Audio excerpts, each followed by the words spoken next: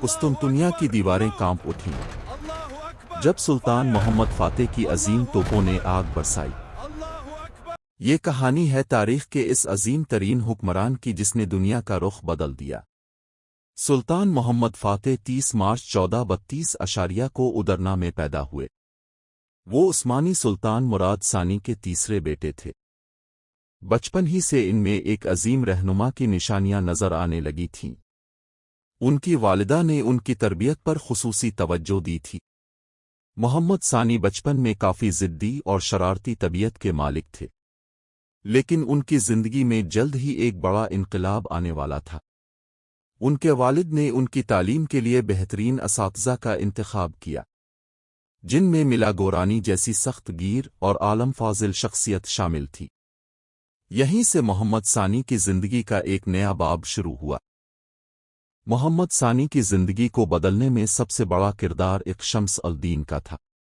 وہ ایک عظیم صوفی، مصلح اور محمد ثانی کے روحانی استاد تھے۔ انہوں نے محمد ثانی کے ذہن میں قسطنطنیہ کی فتح کا بیج بویا۔ وہ روزانہ محمد ثانی کو باسفورس کے ساحل پر لے جاتے، دور نظر آنے والی قسطنطنیہ کی دیواروں کی طرف اشارہ کرتے اور کہتے کہ اس شہر کو فتح کرنے والے امیر تم ہی ہوگے۔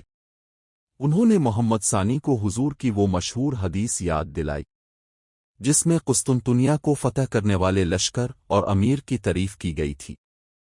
اس تربیت نے نوجوان محمد کے دل میں ایک جنون پیدا کر دیا۔ اب ان کا اوڑھنا بچھونا صرف قسطنطنیہ کی فتح بن چکا تھا۔ صرف 12 سال کی عمر میں محمد ثانی کو ایک بڑی آزمائش کا سامنا کرنا پڑا۔ ان کے والد سلطان مراد ثانی دنیا سے مایوس ہو کر تخت سے دستبردار ہو گئے۔ 1444 میں نوجوان محمد کو پہلی بار سلطنت عثمانیہ کا سلطان بنایا گیا۔ اتنی کم عمری میں سلطان بننا یورپی طاقتوں کے لیے ایک سنہرا موقع تھا۔ صلیبیوں نے عثمانیوں کے ساتھ کیا گیا امن معاہدہ فوراً توڑ دیا۔ ایک بہت بڑا صلیبی لشکر عثمانی سلطنت پر حملہ آور ہونے کے لیے نکل کھڑا ہوا۔ نوجوان سلطان نے صورتحال کی سنگینی کو بھانپ لیا۔ انہوں نے اپنے والد کو خط لکھا کہ اگر اب سلطان ہے تو آ کر فوج کی قیادت کرے، اور اگر میں سلطان ہوں تو میں آپ کو حکم دیتا ہوں کہ میری فوج کی قیادت کرے۔ سلطان مراد واپس آئے، صلیبیوں کو شکست دی اور محمد دوبارہ ولی عہد بن گئے۔ سن 1451 میں سلطان مراد ثانی کا انتقال ہو گیا اور محمد ثانی مستقل سلطان بنے۔ اس وقت ان کی عمر محض 19 سال تھی اور دنیا انہیں ناتجربہ کار سمجھ رہی تھی۔ قسطنطنیہ کے بازنطین حکمران نے انہیں کمزور سمجھ کر بلیک میل کرنے کی کوشش کی، لیکن نوجوان سلطان کے ذہن میں کچھ اور ہی نقشہ چل رہا تھا۔ انہوں نے تخت پر بیٹھتے ہی سب سے پہلے سلطنت کے اندرونی حالات کو سنبھالا، باغیوں کو کچلا اور اپنے وفاداروں کو اہم عہدوں پر فائز کیا۔ انہوں نے اپنے تمام وزراء کو بلا کر اپنے واحد مقصد کا اعلان کیا۔ وہ مقصد تھا بازنطین سلطنت کے دل قسطنطنیہ پر قبضہ کرنا۔ انہوں نے راتوں کی نیندیں حرام کر دیں اور نقشے بنانے شروع کیے۔ دنیا نے دیکھا کہ ایک 19 سالہ نوجوان تاریخ بدلنے کے لیے کھڑا ہو چکا تھا۔ قسطنطنیہ کو فتح کرنے کے لیے بازنطینیوں کی سپلائی لائن کاٹنا ضروری تھا۔ سلطان محمد نے باسفورس کے ساحل پر ایک عظیم الشان قلعہ بنانے کا فیصلہ کیا۔ اس قلعے کا نام رومیلی حصار رکھا گیا، جو آبنائے کے سب سے تنگ مقام پر تھا۔ بازنطین شہنشاہ نے اس تعمیر پر شدید احتجاج کیا، لیکن سلطان نے پرواہ نہ کی۔ سلطان نے خود اس قلعے کی تعمیر کی نگرانی کی اور مزدوروں کے ساتھ کام کیا۔ یہ عظیم قلعہ ریکارڈ مدت یعنی صرف 4.5 ماہ میں مکمل ہوا۔ اب بحیرہ اسود سے قسطنطنیہ آنے والے تمام جہاز عثمانیوں کے رحم و کرم پر تھے۔ جو جہاز بھی سلطان کی اجازت کے بغیر گزرنے کی کوشش کرتا، اسے توپوں سے اڑا دیا جاتا۔ اس قلعے کی تعمیر نے بازنطین سلطنت کے گرد گھیرا تنگ کر دیا۔ قسطنطنیہ کے لوگ اب آنے والے طوفان کو صاف دیکھ سکتے تھے۔ قسطنطنیہ کی دیواریں دنیا کی مضبوط ترین اور ناقابل تسخیر دیواریں مانی جاتی تھیں۔ ان دیواروں کو توڑنے کے لیے سلطان محمد کو عام توپوں سے بڑھ کر کچھ چاہیے تھا۔ ان کے پاس اربن نامی ایک ہنگری کا ماہر لوہار آیا جو پہلے بازنطینیوں کے پاس تھا۔ سلطان نے اس سے پوچھا کہ کیا تم ایسی توپ بنا سکتے ہو جو قسطنطنیہ کی دیواریں گرا دے؟ اربن نے کہا کہ وہ ایسی توپ بنا سکتا ہے جس کا گولہ بابل کی دیواروں کو بھی اڑا دے۔ سلطان نے اسے تمام وسائل فراہم کیے اور دن رات کام شروع ہوا۔ کئی مہینوں کی محنت کے بعد تاریخ کی سب سے بڑی توپ تیار ہوئی جسے شاہی توپ کہا گیا۔ اس کا وزن کئی ٹن تھا اور اسے کھینچنے کے لیے 60 بیلوں اور 200 مردوں کی ضرورت تھی۔ اس توپ کا گولہ کئی میل دور تک مار کر سکتا تھا اور تباہی مچاتا تھا۔ اس ایجاد نے قرون وسطی کی جنگی تاریخ کو ہمیشہ کے لیے بدل کر رکھ دیا۔ اپریل 1453 کی صبح تاریخ کا ایک عظیم ترین منظر نامہ تیار تھا۔ عثمانی فوجیں قسطنطنیہ کی دیواروں کے سامنے پہنچ چکی تھیں۔ سلطان محمد فاتح کے لشکر کی تعداد تقریباً 80,000 سے 1,00,000 کے درمیان تھی۔ دوسری طرف بازنطین شہنشاہ قسطنطین 11 نے بھی دفاع کی بھرپور تیاری کر رکھی تھی۔ عثمانیوں نے شہر کے گرد خیمے لگائے اور محاصرے کی پوزیشن سنبھال لی۔ سلطان نے مسلم روایت کے مطابق پہلے شہنشاہ کو پرامن خودسپردگی کی دعوت دی۔ بازنطین شہنشاہ نے یہ دعوت مسترد کر دی اور جنگ کو ترجیح دی۔ 6 اپریل 1453 کو عثمانی توپوں نے پہلی بار آگ اگلنا شروع کی۔ شاہی توپوں کے دھماکوں سے قسطنطنیہ کی زمین اور دیواریں لرز اٹھیں۔ ایک ایسی جنگ کا آغاز ہو چکا تھا جس کا انجام تاریخ بدلنے والا تھا۔ دن رات عثمانی توپیں قسطنطنیہ کی تھیوڈوسین دیواروں پر گولے برساتی رہیں، لیکن بازنطین عیسائی رات کے اندھیرے میں ان دیواروں کی دوبارہ مرمت کر دیتے۔ شہر کے اندر موجود عیسائیوں کا حوصلہ بہت بلند تھا کیونکہ دیواریں بہت مضبوط تھیں۔ عثمانیوں نے دیواروں کے نیچے سرنگیں کھودنے کی بھی کوشش کی، لیکن بازنطینیوں نے ان سرنگوں کا پتہ لگا کر عثمانی سپاہیوں کو اندر ہی جلا دیا۔ عثمانیوں نے لکڑی کے بڑے بڑے متحرک ٹاور بھی استعمال کیے، جن کی مدد سے دیواروں پر چڑھنے کی کوشش کی گئی لیکن کامیابی نہ ملی۔ بازنطینیوں نے ایگریک فائر یونانی آگ کا استعمال کیا جو پانی پر بھی جلتی تھی۔ اس آگ نے عثمانیوں کے کئی جنگی ٹاورز اور اوزاروں کو راکھ بنا دیا۔ محاصرہ طول پکڑ رہا تھا اور عثمانی فوج میں مایوسی پھیلنے کا خطرہ تھا۔ قسطنطنیہ کو 3 طرف سے پانی اور ایک طرف سے خشکی نے گھیرا ہوا تھا۔ شہر کے شمالی حصے میں گولڈن ہان نامی ایک محفوظ خلیج تھی۔ بازنطینیوں نے گولڈن ہان کے دہانے پر لوہے کی ایک بہت بڑی اور بھاری زنجیر باندھ رکھی تھی۔ اس زنجیر کی وجہ سے عثمانی بحری جہاز خلیج کے اندر داخل نہیں ہو سکتے تھے۔ سلطان نے اپنے بحری بیڑے کو زنجیر توڑنے کے لیے بھیجا لیکن وہ ناکام رہے۔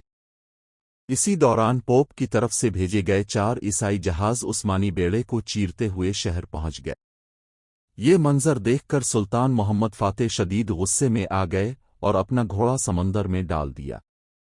عثمانیوں کے لیے ایک بہت بڑا نفسیاتی جھٹکا تھا کہ عیسائیوں کو مدد مل گئی۔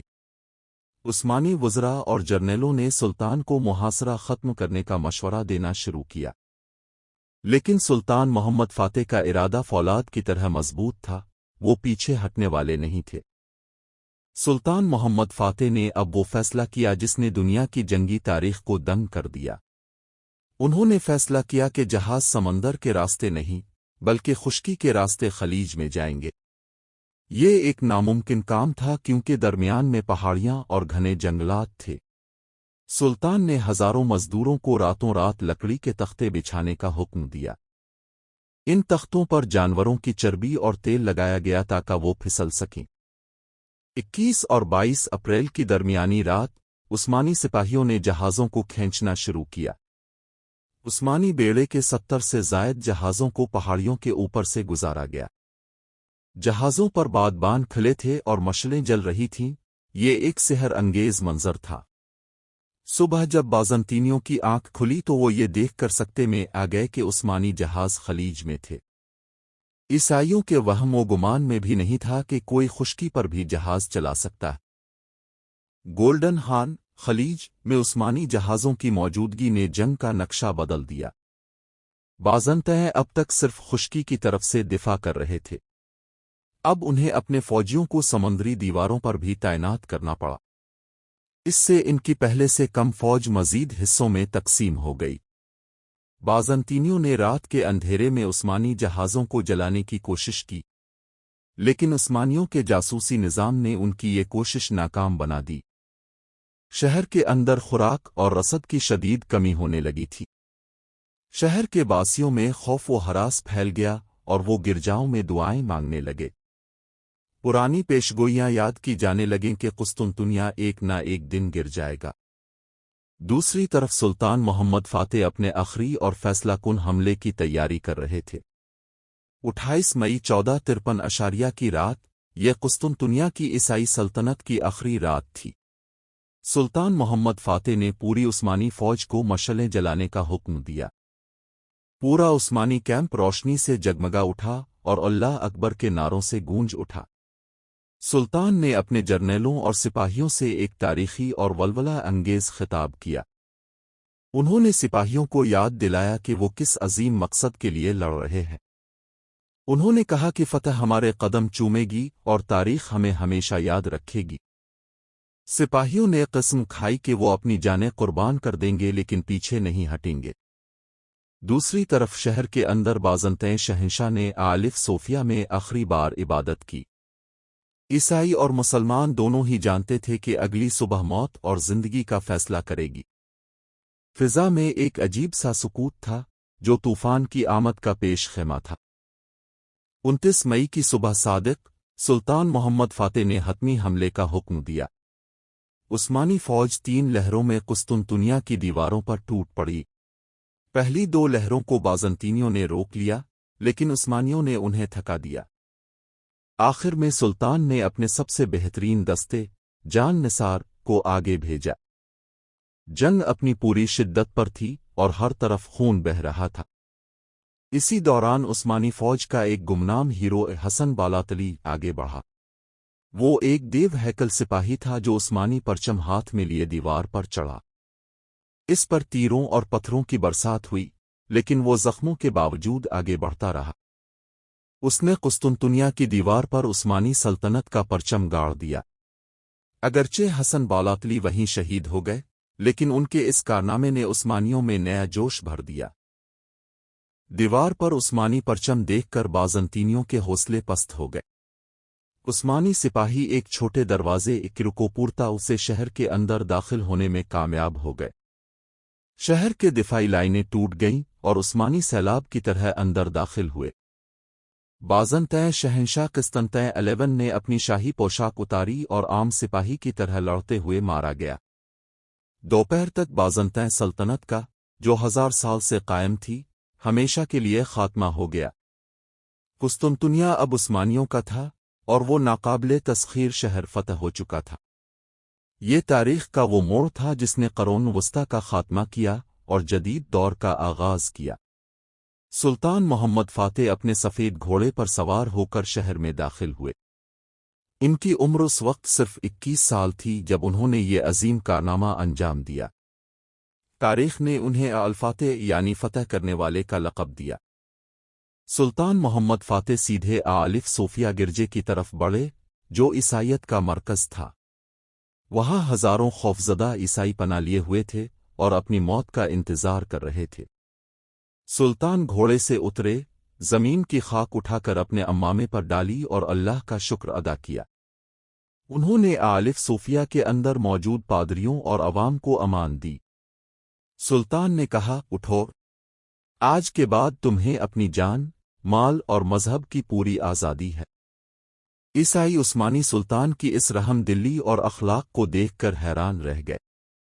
سلطان نے آلف صوفیہ کو مسجد میں تبدیل کرنے کا حکم دیا کیونکہ یہ فتح کی علامت تھی۔ انہوں نے شہر کا نام قسطنطنیہ سے بدل کر استنبول رکھ دیا، جس کا مطلب ہے اسلام کا شہر۔ استنبول کو سلطنت عثمانیہ کا نیا دارالحکومت قرار دیا گیا۔ عثمانی سلطنت اب ایک عالمی سپر پاور بن کر ابھر چکی تھی۔ فتح کے بعد استنبول جنگ کی وجہ سے کافی تباہ ہو چکا تھا۔ سلطان محمد فاتح نے فوراً شہر کی دوبارہ تعمیر اور ترقی کا کام شروع کیا۔ انہوں نے دنیا بھر سے علماء، معماروں، تاجروں اور ہنرمندوں کو استنبول آنے کی دعوت دی۔ انہوں نے یونانیوں، ارمیائیوں اور یہودیوں کو اپنے مذہبی مراکز قائم رکھنے کی اجازت دی۔ عثمانی انصاف کی وجہ سے عیسائی جو شہر چھوڑ گئے تھے واپس لوٹ آئے۔ سلطان نے استنبول میں عظیم الشان بازار، مسافر خانے اور ہسپتال تعمیر کروائے۔ انہوں نے فاتح یونیورسٹی قائم کی جو اپنے وقت کی جدید ترین درسگاہ تھی۔ استنبول دیکھتے ہی دیکھتے دنیا کا سب سے بڑا ثقافتی اور تجارتی مرکز بن گیا۔ سلطان محمد فاتح نے ثابت کیا کہ وہ صرف ایک فاتح نہیں بلکہ ایک بہترین منتظم بھی تھے۔ ان کا دون حکومت انصاف، علم اور ترقی کا سنہرا دور کہلاتا ہے۔ سلطان محمد فاتح نے اپنے رہنے اور سلطنت چلانے کے لیے ایک نیا مرکز بنانا چاہا۔ انہوں نے 1459 میں ایک عظیم الشان محل کی تعمیر کا حکم دیا جسے توپ کاپی محل کہا جاتا ہے۔ یہ محل استنبول کے اس مقام پر واقع ہے جہاں سے باسفورس اور گولڈن ہارن نظر آتے ہیں۔ یہ صرف ایک رہائشی محل نہیں تھا بلکہ حکومت کا، علم کا اور فوج کا مرکز تھا۔ اس محل کے اندر دنیا کی نایاب ترین لائبریریاں اور نوادرات جمع کیے گئے۔ توپ کاپی محل اگلی کئی صدیوں تک عثمانی سلاطین کا سرکاری مرکز رہا۔ آج بھی یہ محل عثمانی شان و شوکت کی زندہ مثال کے طور پر موجود ہے۔ اس محل کی دیواروں نے تاریخ کے بڑے بڑے فیصلے ہوتے دیکھے۔ سلطان محمد فاتح خود اس محل کے باغات میں بیٹھ کر سلطنت کے نقشے بنایا کرتے تھے۔ یہ محل ان کے ویژن اور نفیس ذوق کا منہ بولتا ثبوت تھا۔ قسطنطنیہ کی فتح سلطان محمد فاتح کے سفر کا اختتام نہیں بلکہ آغاز تھا۔ انہوں نے اپنے دون حکومت میں کال 25 جنگی مہمات کی خود قیادت کی۔ انہوں نے بلقان کے خطے، سربیا، بوسنیا اور البانیہ کو سلطنت عثمانیہ میں شامل کیا۔ عثمانی فوجیں اب یورپ کے دل تک پہنچنے کی کوشش کر رہی تھیں۔ عیسائی دنیا سلطان محمد فاتح کے نام سے تھر تھر کانپتی تھی۔ انہوں نے بحیرہ اسود کے تمام اہم ساحلی شہروں کو فتح کر کے اسے عثمانی جھیل بنا دیا۔ سلطان نے کریمیا کو بھی اپنی سلطنت کا حصہ بنایا۔ اٹلی کا شہر اوترانتو بھی عثمانی فوج نے فتح کر لیا جس سے روم خطرے میں پڑ گیا۔ مغرب میں انہیں ایگرینڈ ترک، عظیم ترک کے نام سے پکارا جاتا تھا۔ ان کی فتوحات نے یورپ کے سیاسی نقشے کو ہمیشہ کے لیے بدل دیا۔ سلطان محمد فاتح صرف تلوار کے دھنی نہیں تھے بلکہ وہ ایک عظیم سکالر بھی تھے۔ وہ بیک وقت 7 زبانیں روانی سے بول اور لکھ سکتے تھے۔ ان زبانوں میں ترکی، عربی، فارسی، یونانی، لاطینی، سربین اور عبرانی شامل تھیں۔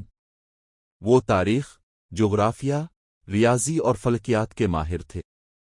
سلطان کو شاعری سے گہرا لگاؤ تھا اور وہ انہی کے تخلص سے خوبصورت غزلیں لکھتے تھے۔ وہ علماء اور دانشوروں کی بہت قدر کرتے تھے اور انہیں اپنے دربار میں اکٹھا کرتے تھے۔ ان کا ماننا تھا کہ سلطنتیں صرف تلوار سے نہیں بلکہ علم اور قلم سے قائم رہتی ہیں۔ وہ ایک انصاف پسند حکمران تھے، یہاں تک کہ ایک بار قاضی نے ان کے خلاف بھی فیصلہ دیا۔ سلطان نے عدالت کے اس فیصلے کو بخوشی تسلیم کیا اور قانون کی بالادستی ثابت کی۔ ان کی شخصیت میں جلال اور جمال کا ایک انوکھا امتزاج تھا۔ 1481 میں سلطان محمد فاتح نے ایک بار پھر ایک بہت بڑی مہم کی تیاری کا حکم دیا۔ اس مہم کا مقصد اور منزل کیا تھی، یہ راز سلطان نے کسی پر ظاہر نہ کیا۔ کچھ مورخین کا خیال ہے کہ وہ اٹلی یعنی روم کو فتح کرنے جا رہے تھے، لیکن سفر کے آغاز میں ہی سلطان کی طبیعت اچانک شدید خراب ہو گئی۔ بعض روایات کے مطابق ان کے ایک طبیب نے انہیں زہر دیا تھا۔ 3 مئی 1481 کو 49 سال کی عمر میں یہ عظیم مجاہد اور فاتح اس دنیا سے رخصت ہو گیا۔ ان کی موت کی خبر سن کر پورے یورپ کے چرچوں میں خوشی کے گھنٹے بجائے گئے۔ انہیں استنبول میں ان کی بنائی ہوئی فاتح مسجد کے احاطے میں دفن کیا گیا۔ سلطان محمد فاتح دنیا سے چلے گئے، لیکن ان کا نام اور تاریخ ہمیشہ کے لیے امر ہو گئی۔ وہ آج بھی کروڑوں دلوں میں ایک سچے ہیرو اور عزم و حوصلے کی علامت بن کر زندہ ہے۔ اس طرح کی ایمان افروز اسلامک سٹوری دیکھنے کے لیے چینل کو سبسکرائب کریں، لائک کریں، شیئر کریں اور کمنٹ میں اپنی رائے کا اظہار ضرور دیں۔ شکریہ۔